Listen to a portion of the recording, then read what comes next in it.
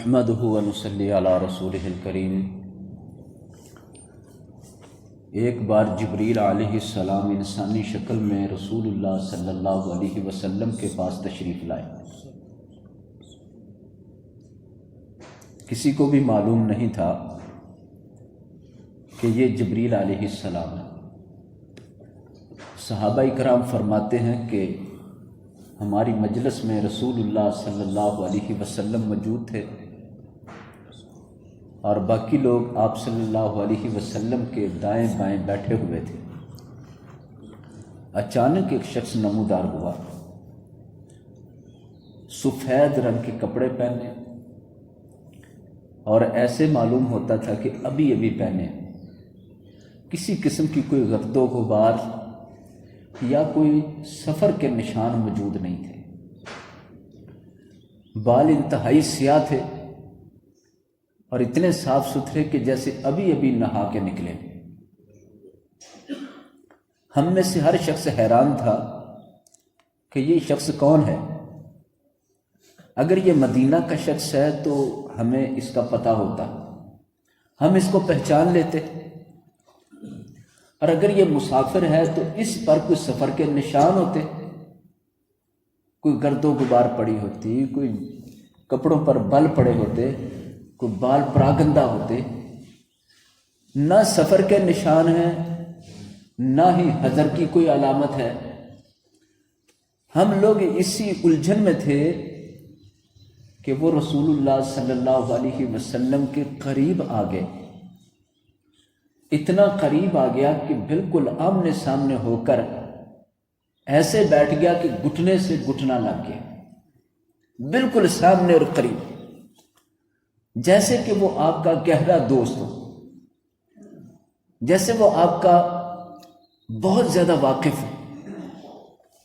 ہم حیران در حیران کہ نہ اس پر کوئی سفر کا نشان، نہ حضر کا نشان، پھر بیٹھا ایسے ہے جیسے بہت گہری واقفیت والا ہو۔ ہم اسی حیرانی میں گم تھے کہ اس نے سوال جواب شروع کر دیے۔ وہ کہنے لگا، مل اسلام، اسلام کیا ہے؟ حضور صلی اللہ علیہ وسلم نے 5 چیزیں اسلام کی بتائیں کہ یہ اسلام ہے۔ اس بات کی گواہی دینا کہ اللہ کے علاوہ کوئی الہ نہیں، محمد صلی اللہ علیہ وسلم اللہ کے رسول ہے۔ نماز قائم کرنا، زکوٰۃ ادا کرنا، رمضان کے روزے رکھنا، اللہ نے حج کی توفیق دی تو حج کریں، یہ 5 چیزیں اسلام۔ کہنے لگا کہ من ایمان، ایمان کیا ہے؟ آپ صلی اللہ علیہ وسلم نے 6 چیزیں بیان فرمائیں کہ یہ ایمان ہے۔ اللہ پہ، فرشتوں پہ، کتابوں پہ ایمان لانا، تقدیر کے اچھا برا ہونے پہ ایمان لانا، نبیوں پر ایمان لانا، آخرت پر ایمان لانا، 6 چیزیں بیان کریں۔ اور جو بھی سوال وہ کرتا ہے جواب لینے کے بعد کہتا ہے آپ نے ٹھیک کہا۔ صحابہ کہتے ہیں ہم اور حیران ہوئے کہ کہتا ہے کہ ٹھیک کہا، اگر اس کو پہلے ہی پتا ہے تو پوچھتا کیوں ہے؟ تیسرا سوال کیا کہ مل احسان، احسان کیا ہے؟ آپ صلی اللہ علیہ وسلم نے فرمایا احسان پوچھا ہے؟ احسان کا لفظی معنی ہوتا ہے نیکی۔ احسان حسن سے بنا، حسن خوبصورتی کو کہتے ہیں۔ جو بھی عمل خوبصورت ہے وہ سارے کے سارے نیکی کے عمل ہی خوبصورت ہے۔ احسان کیا ہے؟ آپ صلی اللہ علیہ وسلم نے فرمایا ان تعبد اللہ کأنک تراہ فإن لم تکن تراہ فإنہ یراک۔ احسان یہ ہے کہ تو اللہ کی عبادت اور بندگی اس طرح کرے گویا کہ تو اللہ کو دیکھ رہا ہے۔ اتنا ایمان، اتنا یقین کہ تو اللہ کو سامنے دیکھ رہا ہے، پھر تو اپنی بندگی کرے، اللہ کی بندگی کرے، اللہ کی عبادت کرے، اللہ تعالیٰ کے حکم کی اطاعت اس طرح کرے۔ اور اگر یہ کیفیت پیدا نہ ہو سکے تو پھر اس طرح ہو کہ اللہ تجھے دیکھ رہا، اسے احسان کہتے ہیں۔ علماء اکرام اس کی مثال یوں دیتے ہیں جیسے ایک ملازم وہ آپ کو دیکھ رہا ہو کہ آپ اس کے سامنے موجود ہیں تو وہ اچھے طریقے سے کام کرتا ہے، اور اگر اسے آپ نظر نہیں آئے لیکن اسے یہ پتا کہ آپ اسے دیکھ رہے ہیں تو وہ پھر بھی اچھا کام کرتا ہے۔ مالک کا ذہن میں تصور انسان کو اچھا بنا دیتا ہے، کام کو اچھا کرنے کی صلاحیت بڑھا دیتا ہے۔ آپ صلی اللہ علیہ وسلم نے فرمایا یہ احسان ہے۔ کہنے لگے کہ آپ نے ٹھیک کہا ہے۔ چوتھا سوال یہ ہے متی الساعہ، قیامت کب آئے گی؟ حضور صلی اللہ علیہ وسلم نے ارشاد فرمایا مل مسئول عالم من السائل، پوچھنے والے کو جتنا پتہ ہے اتنا ہی بتانے والے کو پتہ ہے۔ سوال کرنے والا اور جس سے سوال کر رہا ہے قیامت کے بارے میں دونوں کا علم ایک برابر ہے۔ مقصد یہ تھا کہ مجھے اس کے بارے میں علم نہیں دیا گیا اور تجھے بھی اس کے بارے میں پتہ نہیں کہ قیامت کب آئے گی۔ یہ وہ چیز ہے جس کا علم صرف اور صرف اللہ کو ہے۔ اتنے پیغمبر اللہ نے بھیجے، کسی کو نہیں بتایا قیامت کب آئے گی۔ اتنی کتابیں نازل فرمائے، کسی کتاب میں نہیں یہ بات لکھی کہ قیامت کب آئے گی۔ اور آخری پیغمبر جناب محمد صلی اللہ علیہ وسلم، آخری کتاب قرآن مجید، اس میں بھی قیامت کے متعلق فرمایا گیا کہ سوا اللہ کے کوئی نہیں جانتا۔ مکہ کے لوگوں نے بار بار سوال کیا قیامت پھر بتائیں کب آنی، کیونکہ مکہ کے لوگ مانتے نہیں تھے قیامت کو۔ وہ کہتے تھے مر کر جب مٹی میں مٹی ہوگی تو یہ کیسے اٹھایا جائے گا، یہ تو آپ جادوگری کی باتیں کرتے کہ کوئی جادو کر دیا جائے گا سارے اٹھ کے کھڑے ہو جائیں گے، تو یہ بالکل نہیں ہونا۔ تو قرآن نے جواب یہ دیا تھا کہ تم جو گناہ کرتے ہو ان کا حساب ہونا، اس لیے قیامت آنی ہے۔ قرآن نے اس کا وقت نہیں بتایا، اس کا انجام بتا دیا۔ کئی جگہ پر یہ سوال آیا تو اللہ تعالیٰ نے کائنات کا انجام بیان کرنا شروع کر دیا کہ جس مالک نے یہ بنائی ہے اس نے ایک دن فنا کر دینی ہے اور وہ اس پر قدرت رکھتا ہے۔ جس نے پہلی بار پیدا کیا وہ دوسری بار تمہیں پیدا کرنے پر قدرت رکھتا ہے۔ اللہ نے اپنی قدرت کی دلیلیں آگے سے دی ہیں۔ یہ جواب نہیں دیا کہ قیامت کب آئے گی، یہ بالکل نہیں بتائی۔ وہ کہنے لگے آپ نے ٹھیک کہا، اگر قیامت کے بارے میں آپ نہیں بتاتے تو آپ یہ بتائیں متی اشراط الساعہ، قیامت کی نشانیاں کیا ہیں؟ اب نشانیاں اصل بات ہے سننے والی کہ آپ صلی اللہ علیہ وسلم نے کس طرح کی نشانیاں بیان فرمائی۔ آپ صلی اللہ علیہ وسلم نے 2 نشانیاں بیان فرمائی۔ فرمایا جس وقت ماں اپنی مالکہ کو جنم دے تو قیامت کا انتظار کرنا، یہ قیامت کی نشانی ہے۔ ان تلد الولد ان تلد الامۃ ربتها، ماں اپنی مالکہ کو جنم دے گی، مطلب ماں ایسی اولاد کو جنم دے گی جو اولاد اپنی ماں پر حکم چلائے گی، اپنی ماں کی نافرمان ہوگی، اپنی ماں کو حقیر جانے گی، اپنی ماں سے کام کروائے گی کہ جو کام خود کرنے چاہیے وہ کام اپنی ماں سے کروا کر وہ اپنا حکم چلائے گی۔ ایسے معلوم ہوگا جیسے ماں لونڈی ہے، ماں نکرانی ہے اور اولاد اس پر حکمران ہے، وہ اس کی مالکہ ہے۔ اولاد مالک بن جائے گی اور ماں وہ نکرانی محسوس ہو، تو اس وقت قیامت کا انتظار کرنا یہ قیامت کی ایک نشانی ہے۔ دوسری نشانی یہ ہے کہ جو لوگ غربت کے مارے اونٹ چراتے پھرتے ہیں، بکریاں بھیڑیں چراتے پھرتے ہیں، یتطاولون فی البنیان، اتنا مال و دولت ان کے پاس آ پہنچے گا کہ بڑی بڑی بلڈنگیں اور عمارتیں بنا کر اس میں فخر اور گھمنڈ کریں گے، ایک دوسرے سے مقابلہ کریں گے۔ جب بلڈنگیں بنانے کا مقابلہ شروع ہو جائے، ایک دوسرے سے فخر عمارت کا شروع ہو جائے، عمارتیں بنانے کا، بلڈنگیں بنانے کا فخر اور مقابلہ شروع ہو جائے اور اتنا مال و دولت آ جائے کہ جس کے ساتھ بلڈنگیں ہی بلڈنگیں بنے، تو فرمایا کہ پھر بھی انتظار کرنا کہ قیامت کا وقت قریب آ چکا ہے۔ یہ باتیں ہوئی تو وہ کہنے لگے آپ نے یہ بھی ٹھیک کہا ہے۔ صحابہ فرماتے ہیں ہم حیرت میں گم ہو گئے، یہ کون بندہ ہے، یہ کیا کر رہا ہے؟ اس طرح تو کسی کو جرت نہیں کہ آپ کے سامنے آ کے گھٹنے سے گھٹنے جوڑ کے بیٹھ جائے۔ پھر یہ اتنا سفید لباس، اتنے سیاہ بال، جیسے نہا کر تیار ہو کر ادھر سے نکل کے ادھر آ گیا اور پھر سوالوں پر سوال کرتا ہے، جواب ملنے پر درستگی کا نام لیتا ہے کہ درست کہا۔ کہتے ہم حیران تھے کہ وہ شخص اٹھا اور وہاں سے واپس چلا گیا۔ آپ صلی اللہ علیہ وسلم نے فرمایا عمر اس شخص کو جا کر دیکھو۔ حضرت عمر رضی اللہ عنہ اٹھے اور اس کے پیچھے گئے، دیکھا وہ کہیں نظر نہیں آیا، کہیں بھی نہیں ملا۔ اتنی جلدی کہاں جا سکتا ہے؟ حضرت عمر فرمانے لگے اللہ کے رسول صلی اللہ علیہ وسلم وہ تو اوجل ہو گیا، بالکل غائب ہو گیا، کہیں نظر نہیں آیا۔ آپ صلی اللہ علیہ وسلم نے فرمایا جاءکم جبریل، یہ جبریل علیہ السلام تھا، وہ آیا تھا اس لیے لیعلمکم دینکم، کہ تمہیں تمہارا دین کی بنیادی باتیں سکھائے۔ اس حدیث سے پتہ چلا کہ صحابہ کرام کو اس بات کا علم نہیں ہوا کہ یہ کون شخص ہے، حیران ہو گئے۔ پھر جب حضور صلی اللہ علیہ وسلم نے بتایا تو تب ان کو پتہ چلا، پھر وہ دین کی باتیں بتا دی جن باتوں کے لیے صحابہ کرام آپ صلی اللہ علیہ وسلم سے سوال پوچھنا چاہتے تھے۔ تو اس میں قیامت کے متعلق جو نشانیاں بتائی گئی وہ قابل غور ہے، وہ لمحہ فکریہ ہے، مسلم معاشرے کے لیے انتہا درجے فکر انگیز ہے۔ اس کے علاوہ آپ صلی اللہ علیہ وسلم نے 10 نشانیاں قیامت کی الگ سے بیان فرمائی کہ قیامت جب آنے والی ہوگی تو پھر یہ معاملے پیش آئیں گے۔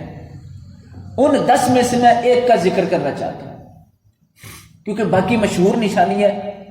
ایک نشانی ایسی ہے جس پر توجہ دینی ضروری اور جس پر ہر پیغمبر نے توجہ دلائی، ہر پیغمبر نے، حالانکہ قیامت ابھی بہت دور تھی، جو بھی پیغمبر آئے اس کے بعد ابھی پیغمبر آنے تھے، پھر آخری پیغمبر نے آنا تھا، پھر قیامت نے آنا ہے، کیونکہ آپ صلی اللہ علیہ وسلم فرماتے ہیں میں آ گیا تو میرے بعد اب قیامت آئے گی، نیا نبی نہیں آئے گا، میں اور قیامت اکٹھے آئے ہیں، انا والساعۃ کہاتین، فرمایا میں اور قیامت 2 انگلیوں کی طرح، جیسے یہ 2 اکٹھی ہیں اس طرح، اب کوئی پیغمبر اور نہیں آئے گا۔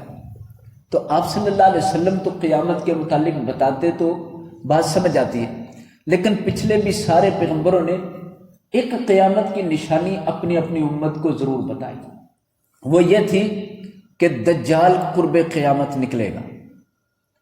دجال کا معنی ہوتا ہے دھوکہ دینے والا، دھوکہ باز، دجل سے یہ لفظ بنا ہے، دجال اس کا نام ہے۔ تو قیامت کے قریب اس دجال کا تذکرہ بھی لوگ کم کر دیں گے، ایک دوسرے سے اس پر بات نہیں کریں گے، لوگوں کو بھول ہی جائے گا کہ کوئی دجال بھی ہوتا ہے۔ لہذا جب پھر دھوکہ فریب شروع ہوگا تو لوگ اس دھوکے اور فریب کے اندر مبتلا ہونے لگ جائیں گے، اور وہ دھوکہ کتنا بڑا ہوگا۔ دنیا دھوکہ دیتی آئی ہے، لوگ دوسرے لوگوں کو دھوکہ دیتے ہیں، کوئی کسی کو دھوکہ دیتا ہے، کوئی مجموعی طور پر ساری قوم کو دھوکہ دیتا ہے۔ یہ دھوکے کی شکلیں ہیں، لیکن اس کا دھوکہ کتنا بڑا ہوگا۔ رحمت عالم صلی اللہ علیہ وسلم نے ارشاد فرمایا وہ دھوکہ اتنا بڑا ہوگا کہ کوئی بھی شخص اگر نکلے کہ میں اس کا سامنا کروں، تو وہ جب اس کے سامنے آئے گا اس کے کرتب، اس کے فریب والے کام دیکھ کر وہ پریشان ہو جائے گا کہ میں اس کو جھوٹا کیسے کہوں۔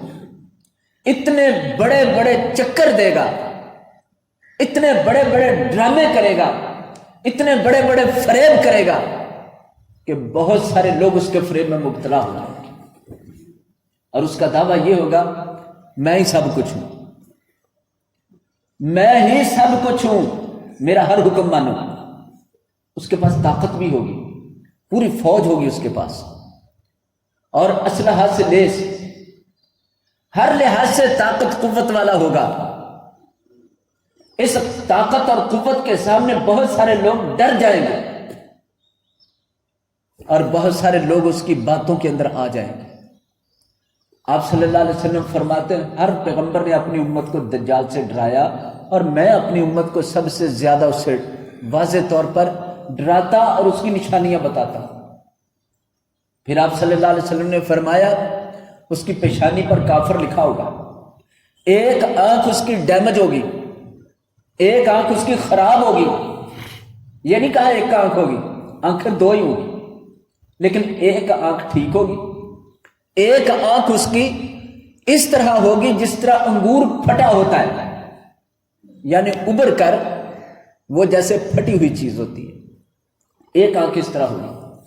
آپ صلی اللہ علیہ وسلم نے فرمایا یہ دو نشانیاں میں ایسی بتا رہا ہوں، جو ان نشانیوں کو دیکھے وہ جان لے کہ یہ دجال ہے۔ لیکن اس کے باوجود اتنی زیادہ دنیا کیوں دھوکے میں مبتلا ہو جائے گی؟ سب سے اہم بات یہ ہے کہ انسان دھوکہ کیوں کھاتا ہے؟ جن وجوہات پر انسان دھوکہ کھاتا ہے بس وہی وجوہات انسان کو اندھا کر دیتی ہیں۔ کبھی ڈر اندھا کر دیتا ہے، کبھی لالچ اندھا کر دیتا ہے، کبھی انسان کا کوئی مفاد، کبھی کوئی مفاد انسان کی عقل پر پردے ڈال دیتا ہے۔ سب کچھ نشانیاں موجود ہوتی، کہتا میں اندھا ہی ہو گیا، مجھے پتہ ہی نہیں چلا، مجھے سمجھ نہیں آئی۔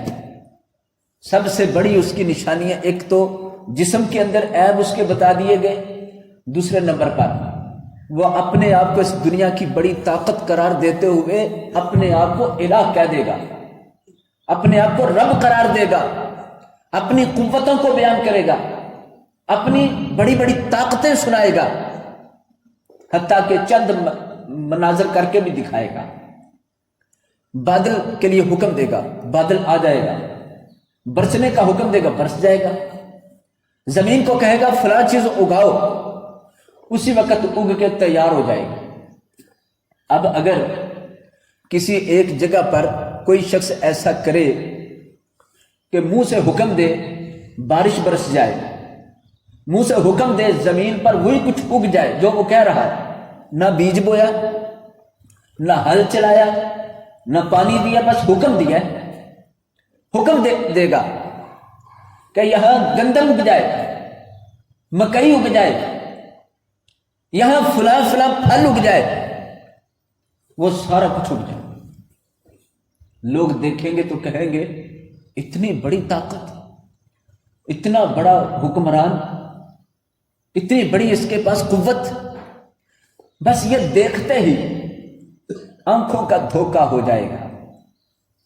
اس آنکھوں کے دھوکے نے وہ نہیں دیکھنے دیا کہ اس کا منہ کیسا ہے، یہ نہیں دیکھنے دیا اس کے ماتھے اور آنکھ کی نشانی کیا ہے، یہ نہیں سمجھنے دیا کہ وہ ان کرتب کو دکھا کے نتیجہ کیا نکالنا چاہتا ہے، اگلی بات کیا کروانا چاہتا ہے، اور ان باتوں پر توجہ نہیں دے گی، اور یہ بھی نہیں سوچیں گے کہ یہ اللہ کی شان ہے، یہ اپنے آپ کو خدا کہنے کے لیے جو کچھ کر رہا ہے اس کے بارے میں میرے نبی نے صلی اللہ علیہ وسلم نے آخر مجھے کچھ بتایا ہوگا، مجھے اپنے نبی کی حدیث کی طرف رجوع کرنا چاہیے، مجھے اپنے پیغمبر کی سیرت کی طرف رجوع کرنا چاہیے، مجھے اپنے دین کی طرف رجوع کرنا چاہیے۔ میرے بھائی علم بڑی نعمت ہے،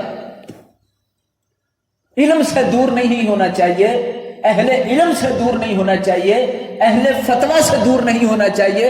ہمیں اپنی زندگی کے قدم قدم پر جو بھی مشکلات اور اس طرح کے فریب یا اس طرح کے دھوکے کا معاملہ محسوس ہوتا ہے، اسی وقت ایسے عالم کے ساتھ رابطہ کرنا چاہیے جس کو اللہ نے دین کے علم میں مہارت عطا فرمائی ہو، جو فتویٰ دینے والا مفتی ہو، دین کا عالم ہو، سکہ ہو، اس سے ضرور رابطہ کرنا چاہیے۔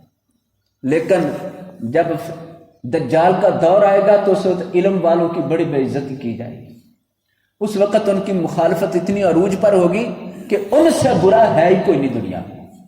آپ دیکھ لیں حالات کدھر جا رہے ہیں، حالات کدھر جا رہے ہیں، حالات بنائے جائیں گے، بنیں گے ایسے۔ قرآن کا علم، قرآن سے رہنمائی ختم ہوتی جائے گی، حدیث کا علم، حدیث کی رہنمائی ختم ہوتی جائے گی، اور جو رہنمائی دینے کے لیے بے لوث ہوں گے انہیں بہت برے طریقے کے ساتھ ذلیل و رسوا کر کے ان کو گھٹیا قرار دے دیا جائے گا۔ کس شے کو مانا جائے گا؟ سائنس بڑی شے ہے، ٹیکنالوجی بڑی شے ہے، فلاں چیز بڑی چیز ہے، یہی چیزیں منا منا کر آخر کار ذہن ایسا بنا دیا جائے گا کہ سب کچھ یہی ہے، یہ دین والی باتیں تو سب فرسودہ ہے۔ یہ ایک دھوکہ ہے نا، یہ دھوکہ سمجھنا چاہیے کہ ہمیں قرآن اور حدیث پر ایمان جو ہے اس پر کوئی دھوکہ نہیں ہونا چاہیے، کوئی کمپرومائز، کوئی سمجھوتا، کوئی بات نہیں۔ جان ہے وہ تو نکلنی ہے، جانی ہے، لیکن جان اس حال میں جائے کہ ایمان سلامت ہے تو خوش نصیبی ہے، اور اگر جان بچاتے بچاتے ایمان ضائع ہو گیا، شک شبہ کا شکار ہو گیا۔ ایمان کو سب سے پہلے کاٹنے والی چیز شک ہوتا ہے، شک آ گیا، دھوکہ آ گیا، فریب آ گیا، ایمان ہی نکل گیا، اس کے بعد یہ جان کس کام کی ہے؟ یہ بچ بھی جائے تو کتنی دیر بچ جائے گی؟ اہل علم سے ضرور تعلق رکھنا چاہیے، یا تو انسان خود علم کے ساتھ منسلک ہو جائے کہ علم کو اچھی طرح جانچے سمجھے، تو اتنا بڑا دھوکہ دے گا کہ لوگ دیکھیں گے فصلیں اگ گئی، باغات اگ گئے، دیکھو جو اس نے کہا وہ ہو گیا۔ میرے بھائی جو ایسے کام کرتا ہے اس پر ضرور غور کرنا چاہیے۔ آج کل بڑی کرامتیں مشہور ہیں کہ فلاں بزرگ ہے، فلاں پیر ہے، اس کی جو کرامت ہے وہ کھڑے کھڑے ساری فصل اکٹھی کر دیتا ہے، وہ کھڑے کھڑے یہ بنا دیتا ہے، وہ بنا دیتا ہے، سارے کام وہ بنا دیتا ہے۔ میرے بھائی اس طرح کی کرامتیں اور اس طرح کی باتوں سے آپ کیا ثابت کرنا چاہتے ہیں؟ ہمیں تو ہمارے پیغمبر نے ایک بہت بڑے سبق کے لیے دجال کی بات سمجھائی ہے کہ دجال جیسے کئی فتنے اٹھیں گے، کئی دھوکے آئیں گے، کئی دھوکہ باز آئیں گے، کئی فریبی آئیں گے، لیکن ان کی بات میں نہ آنا، ان کو اللہ کا ولی کہہ کر منوایا جائے گا۔ وہ ولی ایسے نہیں ہوتے۔ اللہ کے ولی کیسے ہوتے ہیں؟ اس امت کا سب سے بڑا ولی جناب ابو بکر رضی اللہ تعالیٰ عنہ ہے۔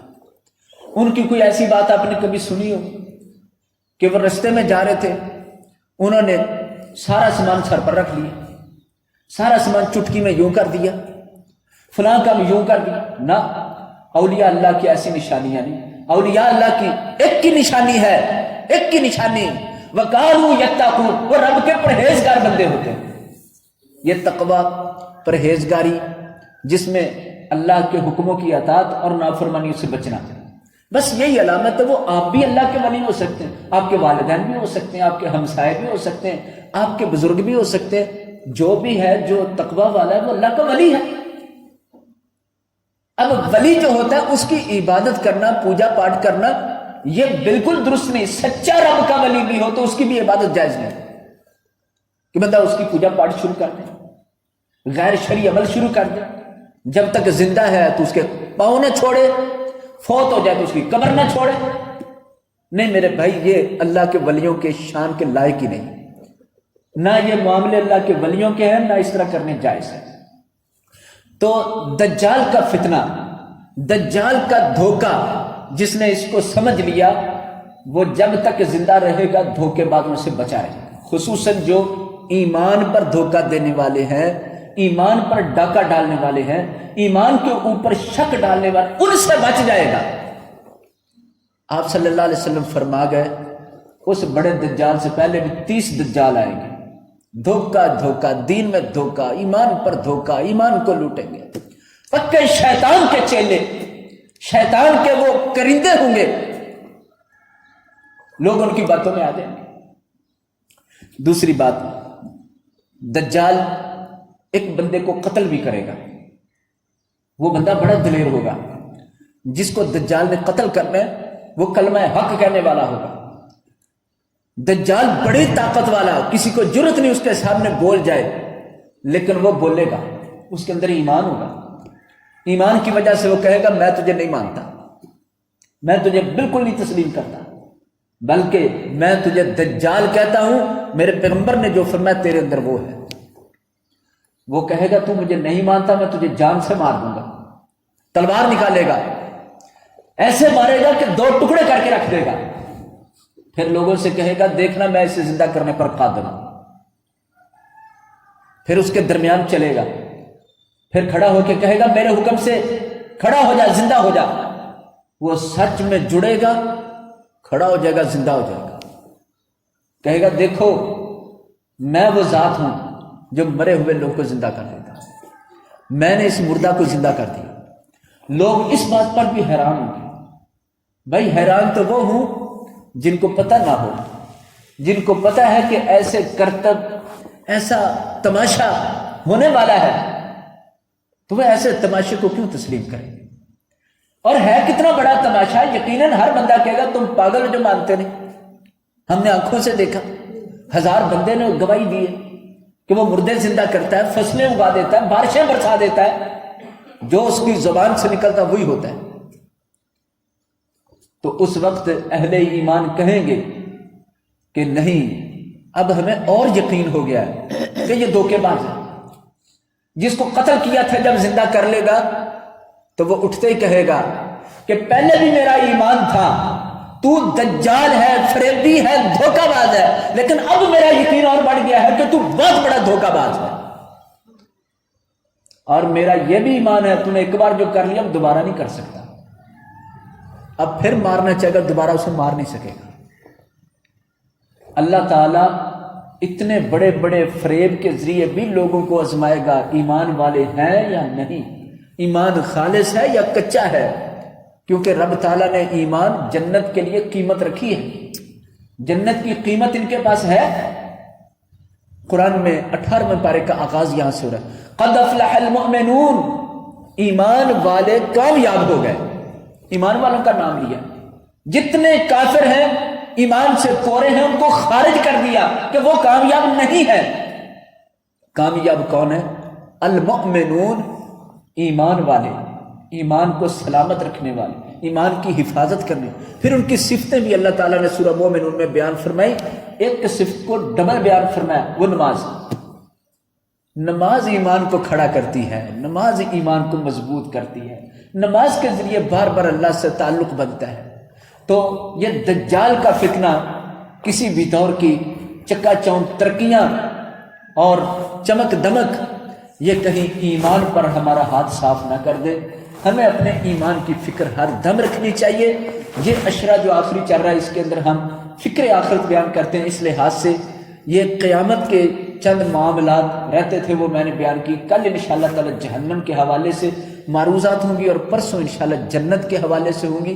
اللہ سے دعا ہے اللہ تعالی ہمیں وہ باتیں جو پیغمبروں نے بار بار سنائی بتائیں اور جو اللہ کی کتابوں نے بتائی ہیں ان پر دلچسپی لینے کی، غور کرنے کی اور اپنی اصلاح کرنے کی توفیق عطا فرمائے۔ وما علی البراء استغفر اللہ علی ولکم۔